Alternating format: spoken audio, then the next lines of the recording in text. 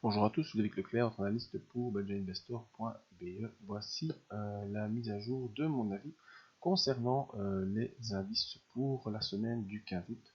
La présentation qui se fera sur la plateforme TradingView. Tout d'abord, l'information sur les risques, parce que vous savez, les marchés financiers comportent des risques qui ne sont pas adaptés à tous les profils d'investisseurs. C'est à vous-même d'évaluer vos propres risques. Je ne suis pas là pour vous conseiller dans vos opérations. Ce que je vous conseille, c'est d'utiliser des comptes démo afin d'établir vos stratégies et tester celles-ci.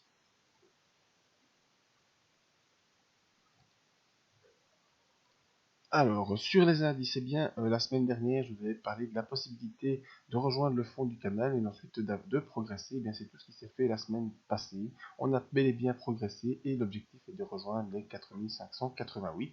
Alors, on a dépassé cette zone ici qui correspondait au dernier plus haut. Vous voyez, on avait un peu coincé lors des semaines précédentes. Ça a permis d'avoir une consolidation. Ensuite, on est reparti et fin de la semaine dernière, on a dépassé cette zone ici qui correspond également à la zone de résistance du mois de juin. Maintenant on n'a plus trop de soucis. On a un petit danger ici vers 4529 qui pourrait un petit peu nous coincer et ensuite la route est ouverte en direction du test des 4588.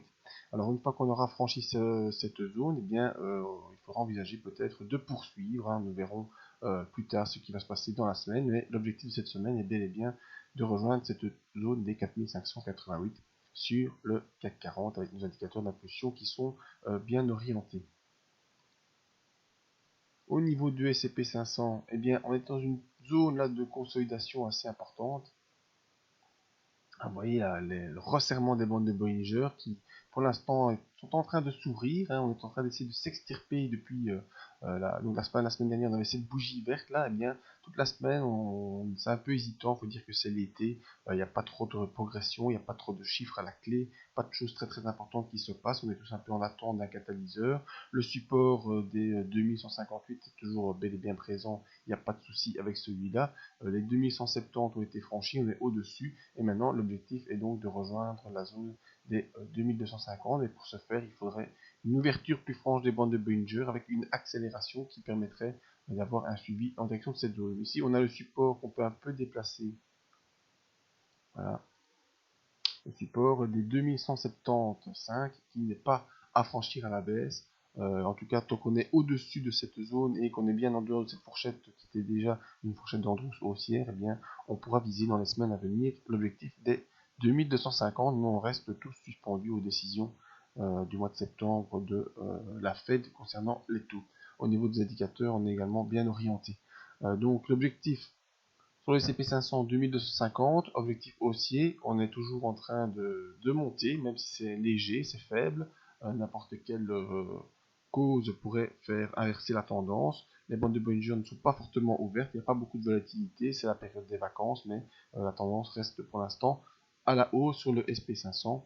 Sur le CAC 40, même tendance, on a accéléré à la hausse, les bandes de Bollinger sont ouvertes, et l'objectif de cette semaine est de rejoindre les 4588 avant d'envisager d'autres choses, mais on n'y est pas encore.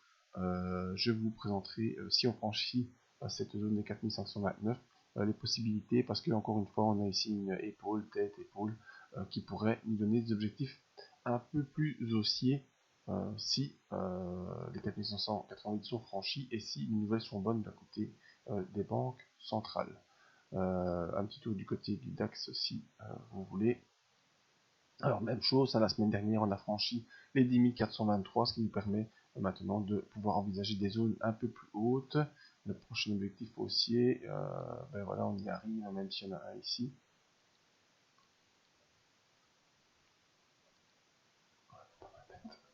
Je vais pas mal mettre parce que je suis dans la fenêtre des données. Attendez, je vais un peu vous sortir de l'écran, vous inquiétez pas. Alors, tac.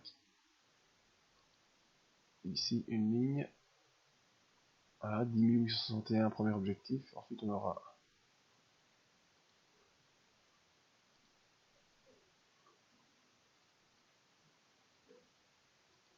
je vais vous rétablir ça dans quelques secondes. Donc voilà, premier objectif 10 861. Ensuite, si on franchit cette zone, on aura 11 027 et en dernier objectif, les 11 356. Donc tout ça, c'est vraiment en ayant la poursuite de la tendance actuelle Voilà, vous voyez qu'on est également sorti de la zone de résistance sur le DAX et qu'on accélère gentiment sur le DAX, tout comme sur le CAC 40, tout comme sur le S&P 500. Alors, je vous donne rendez-vous sur le site Budget Investor pour voir nos autres analyses en vidéo. Pourquoi pas nous rejoindre dans la zone membre afin de profiter de la technique et des alertes sur les actions. Merci à tous, à bientôt.